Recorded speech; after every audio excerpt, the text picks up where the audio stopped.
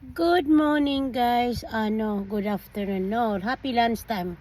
Anyhow, this message to my one of number one followers. Happy birthday sa'yo, Edgar Manson. Happy birthday sa'yo sa asawa ni Gonzales, Chris Gonzales. Maraming salamat sa pagpapalo mo.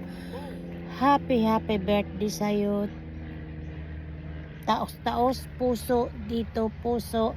Happy birthday sa'yo. Maraming salamat sa pagpapalo mo sa akin. Kahit busy kayo, ay may nagagawaan mo pa rin ng pagpapalo sa akin, panonood ng video. I am taos puso. Happy birthday sa'yo. Thank you.